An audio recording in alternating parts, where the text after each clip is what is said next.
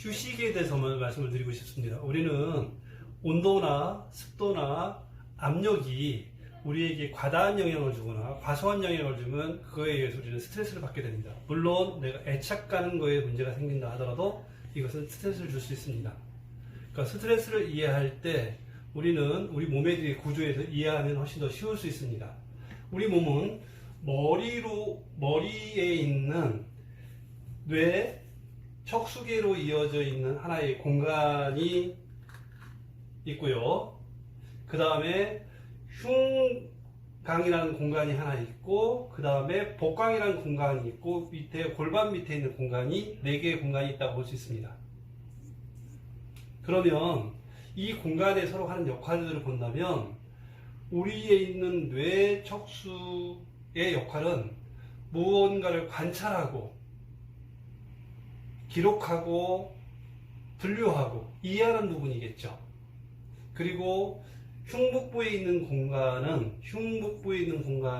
위에 있는 흉부의 공간은 먼저 우리가 산소를 충분히 공급받아야 될 거고 받아들이는 기능이 있고요. 그 다음에 이산화탄소를 내보내는 기능을 하고 있는 이 부분은 압력이 최대한도로 낮아야만이 숨이 들어올 수 있다는 거죠. 그리고 복강은 충분히 압력이 유지가 됐을 때 이 안에 있는 음식물이나 이런 부분들을 영양분화시킬 수 있다고 볼 수 있습니다.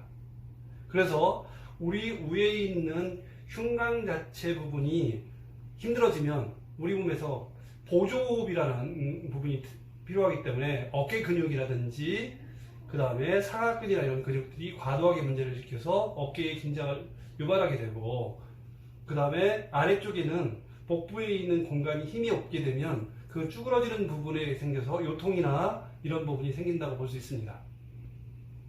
그러면 이 부분을 우리가 가장 쉬운 상태, 휴식의 공간에서 누워있는 부분에서 그걸 해보도록 하겠습니다. 우리가 누워있는다는 것들은 중요한데 하세요.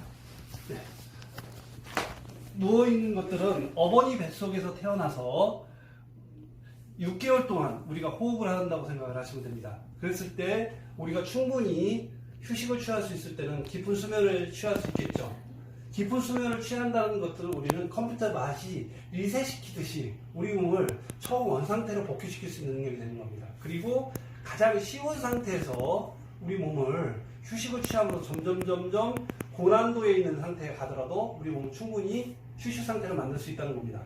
마치 우리가 누워있거나 엎드려 있을 때는 1분 동안에 그 9리터의 산소가 필요하지만 우리가 이렇게 앉아있을 때는 18리터가 필요한 거고, 서 있을 때는 27리터의 어떤 그 산소가 필요한 것이, 우리가 뛰거나 그럴 때는 55리터의 그 산소가 필요하다는 말을 합니다. 그래서 그러면 내 몸에 대해서 어떤 상태인지 점검하는 상황을 갖도록 하겠습니다. 먼저 우리가 편안하게 누우셔서 가슴에다가 손을 올려놓습니다.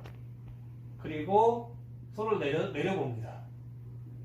그래서 만약에 예를 들어서 가슴에서 올렸을 때 우리 기준점인 입천정이 혀가 붙고 코로 숨을 쉴 수 있고 침이 나오고 복압이 형성될 수 있고 마음을 내릴 수 있다면 이때는 내 몸이 정상 상황이라고 볼 수 있습니다.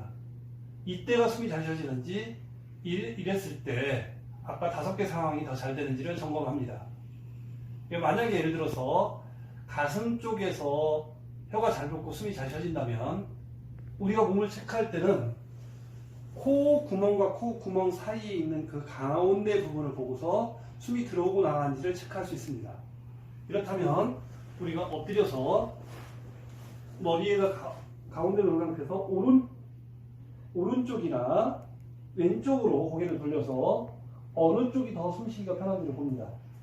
만약에 왼쪽으로 고개를 돌려서 숨쉬기가 편하다면 그 상태에서 충분히 쉬어줍니다. 그러다가 이 상태가 불편해지면 머리를 가운데로 할 때 숨쉬기가 편해집니다. 그 다음에는 세 번째는 턱에 댔을 때 혀가 붙고 코로 숨 쉬어지고 복압이 형성돼서 배가 움직이게 될 겁니다. 그 다음 네 번째는